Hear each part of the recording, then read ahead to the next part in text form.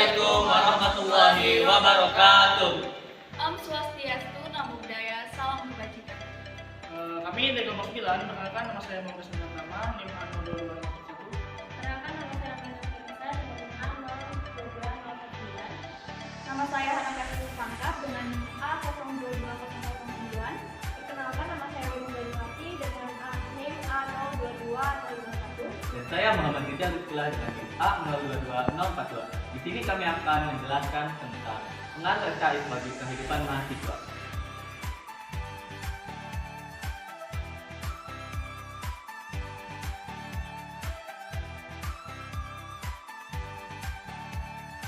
Selamat siang. Boleh minta waktunya sebentar?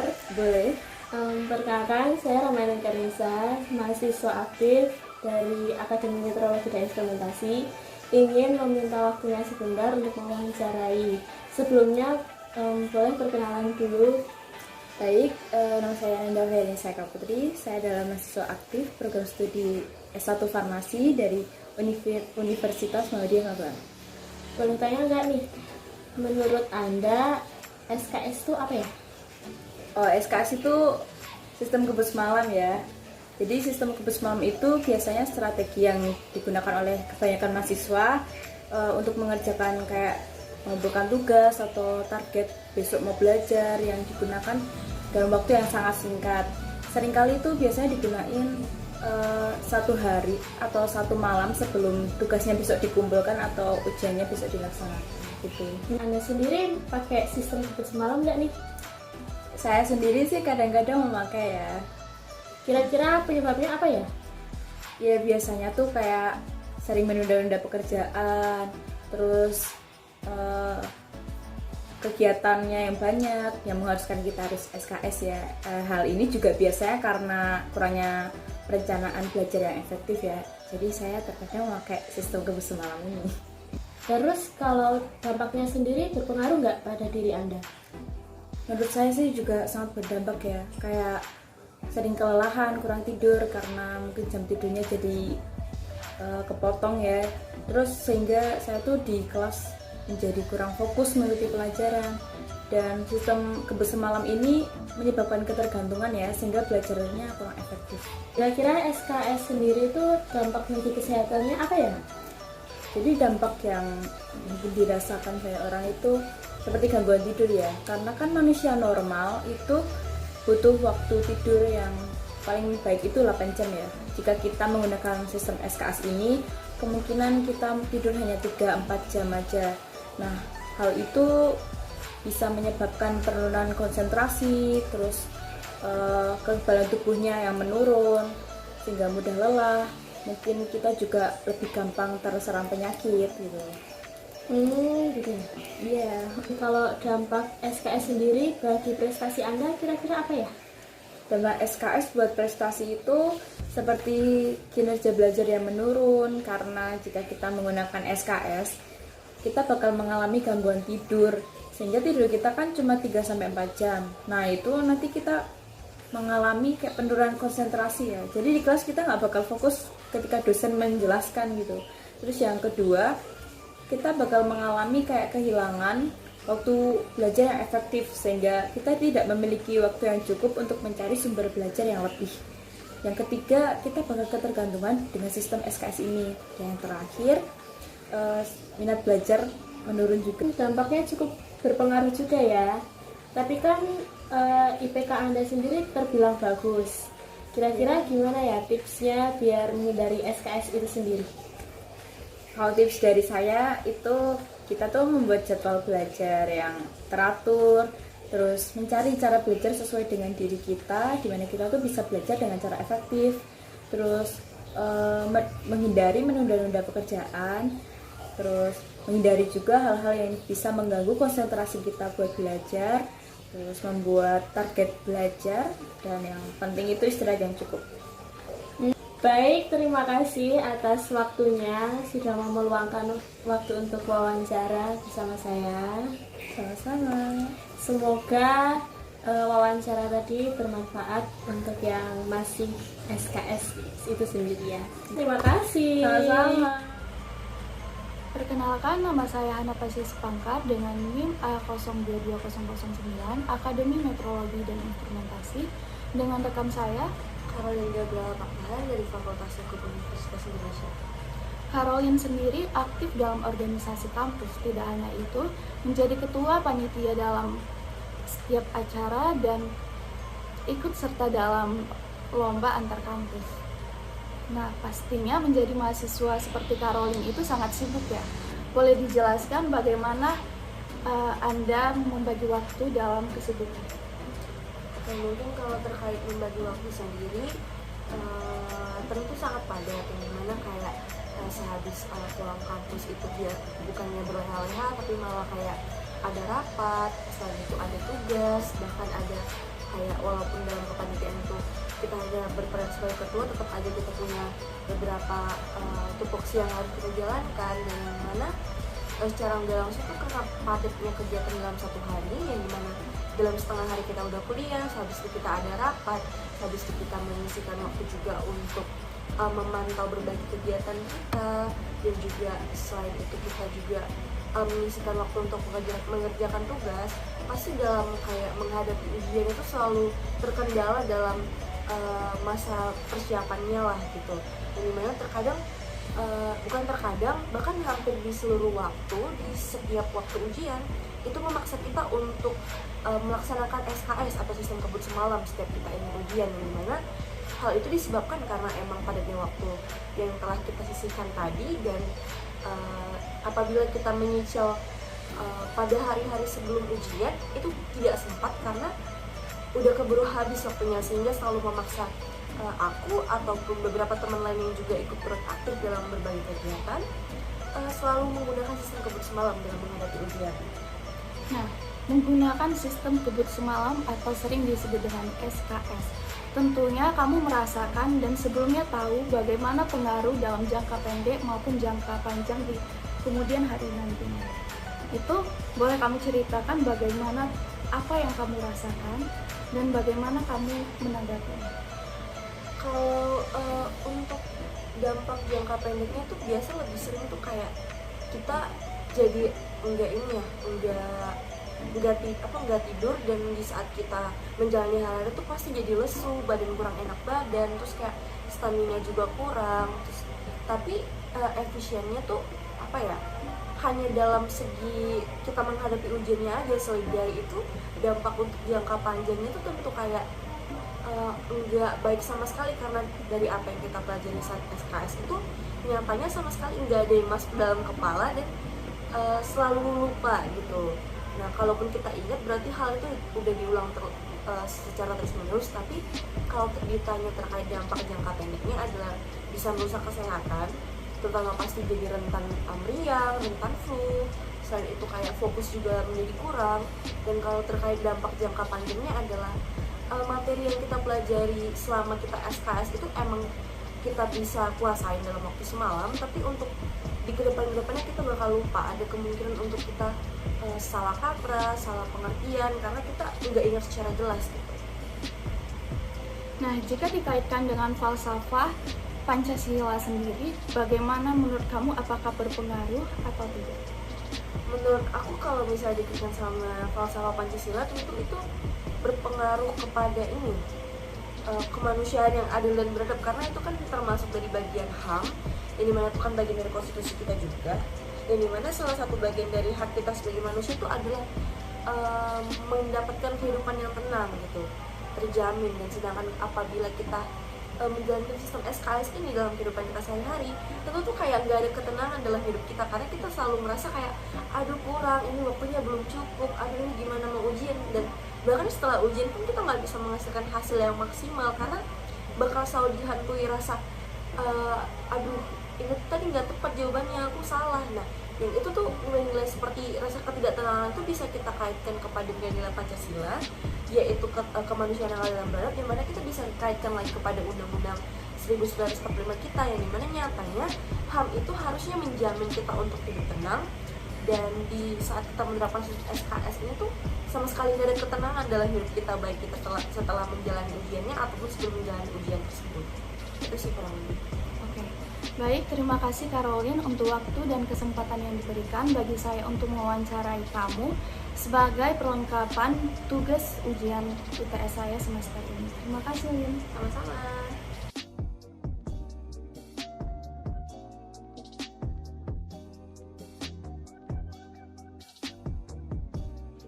Kami dari kelompok 9 ingin menjelaskan tentang sistem kebut semalaman dan pengaruh belajar menggunakan SKS terhadap kehidupan mahasiswa.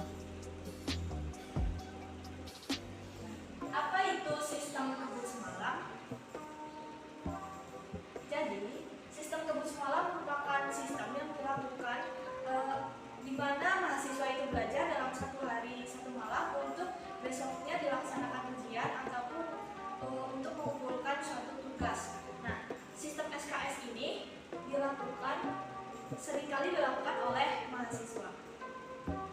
Penyebab dari penggunaan sistem SKS ini pun bervariasi. Banyak mahasiswa yang mengatakan bahwa disibukkan oleh tugas-tugas organisasi. Kebanyakan mahasiswa juga mengatakan bahwa belajar itu sebuah beban. Jadi mereka lebih memilih sistem kebut semalam ini sebagai alternatif tercepat untuk mengerjakan tugas-tugas. Nah, kebiasaan inilah yang bisa memberikan dampak buruk bagi kehidupan mahasiswa. Selanjutnya, nah dari presentasi penelitian ini kita bisa lihat ya, dari 30 siswa yang merespon polling Instagram, terdapat 81% mahasiswa yang memilih sistem kebut semalam, sedangkan 19% sisanya itu memilih mengerjakan jauh-jauh hari tugasnya. Nah, di sebelahnya itu merupakan respon mahasiswa ketika mengerjakan tugas mepet deadline. Jadi ada sekitar 25% mahasiswa yang sudah selesai mengerjakan tugas dan 37% mahasiswa yang lebih memilih untuk meminta tugas ke teman waktu mereka mengerjakan mepet deadline. Sedangkan 38% itu mengerjakan sendiri. Jadi memang lebih banyak yang mengerjakan sendiri, tapi masih ada juga mahasiswa yang lebih memilih untuk meminta tugas kepada teman. Selanjutnya, bagaimana sih dampak dari sistem kebut semalam? Yang pertama, jika dilihat dari dampak kesehatan, itu dapat menyebabkan gangguan kesehatan fisik dan kesehatan mental. Bisa menyebabkan sakit kepala, gangguan pencernaan, dan resiko peningkatan berat badan, penurunan sistem kekebalan tubuh. Sedangkan untuk kesehatan mental itu dapat menyebabkan stres, kecemasan berlebihan, dan penurunan konsentrasi. Selanjutnya, nah dampak SKS pada pola pikir dan tingkah laku sosial. Jadi dari dampak kesehatan itu dapat berpengaruh juga ke dampak pola pikir dan tingkah laku. Jadi semakin sering kita melakukan SKS itu, mahasiswa akan lebih cepat mengantuk dan pola tidur mereka itu menjadi tidak teratur. Karena kebanyakan mahasiswa kan kalau melakukan SKS ini pasti lembur dan mengabaikan jam tidurnya. Jadi kebiasaan tidur larut malam ini dapat mempengaruhi tingkah laku seseorang. Beberapa dampak dari sistem semalam tersebut dapat mempengaruhi mood yang buruk, pola tidur yang tidak teratur, dan menyebabkan perasaan cemas dan lelah, dan dapat menurunkan produktivitas. Pola tidur yang buruk ini dapat mempengaruhi kesehatan mental seseorang dan memperburuk ketimpangan sosial dan ekonomi di masyarakat, sehingga dapat mempengaruhi tercapainya kesejahteraan bersama. Selanjutnya, dampak bagi prestasi mahasiswa. Nah, sebagai mahasiswa sekarang ini kita harusnya bisa lebih meningkatkan produktivitas kan. Namun karena dari dampak dari sistem kebut semalam ini, maka prestasi mahasiswa itu cenderung turun, kinerja belajar menurun, hilangnya kesempatan belajar yang efektif, ketergantungan pada strategi belajar yang tidak efektif, menurunkannya motivasi dan minat, serta kurang memahami materi. Jadi menyebabkan seseorang terburu-buru belajar sehingga keterserapan materi itu menjadi kurang. Hal ini berdampak pada penurunan pemahaman materi pada penjelasan materi di kelas. Selanjutnya. Nah, jadi hubungan SKS dengan nilai-nilai Pancasila itu, SKS itu bertentangan dengan sila Pancasila nomor 2, yaitu kemanusiaan yang adil dan beradab. Dalam sila Pancasila yang kedua dijelaskan bahwa keterjaminan kita untuk hidup tenang berdasarkan dengan hak asasi manusia. Sedangkan kalau kita melaksanakan SKS ini kan kita lebih tertekan dan merasa cemas, sehingga kehidupan kita itu tidak berjalan tenang. Padahal dalam sila nomor 2 itu menjamin kehidupan yang tenang. Selain itu, SKS juga bertentangan dengan Undang-Undang Nomor 39 Tahun 1999 tentang HAM, itu mendapat ketenangan dan merasa aman. Jadi kalau sistem SKS ini secara terus-menerus dilakukan oleh mahasiswa, maka kehidupan mahasiswa itu menjadi tidak teratur dan tidak tenang, tidak sesuai rencana. Selanjutnya, nah, bagaimana sih tips menghindari sistem kebut semalam? Jadi setelah kita melakukan pengamatan terhadap mahasiswa Akmed angkatan 2022, jadi yang dapat kita lakukan untuk menghindari sistem kebut semalam itu yang pertama, aktif saat belajar baik di kelas maupun saat kerja kelompok. Nah, jadi kerja kelompok ini dilakukan agar mahasiswa yang kurang tahu atau kurang memahami itu bisa belajar bersama dengan mahasiswa yang sudah tahu dan yang lebih paham. Nah, dari pengamatan yang telah kami lakukan, ternyata mahasiswa Akmed itu lebih cenderung bisa memahami materi itu dengan belajar kelompok. Maka dari itu terdapat suatu program kerja belajar bersama ataupun melakukan mentoring sebelum kita melaksanakan ujian ataupun untuk mengerjakan tugas bersama. Dan selanjutnya itu mendengarkan dosen dengan seksama. Lalu konsisten melakukan belajar mandiri dan latihan soal. Jadi selain melakukan mentoring juga atau tutor, kita juga harus bisa memanajemen waktu dan mengelola jadwal dengan baik. Selanjutnya, mengevaluasi ulang rangkuman yang telah dibuat sebelumnya.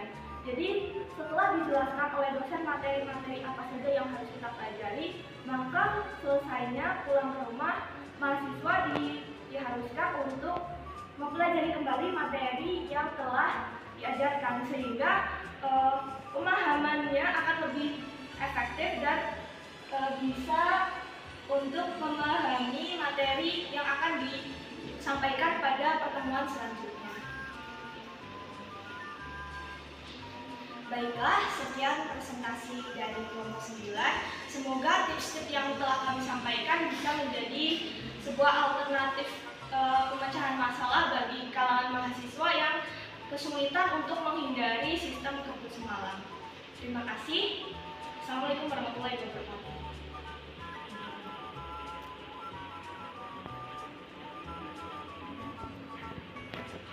Sekian pemaparan dari kelompok kami.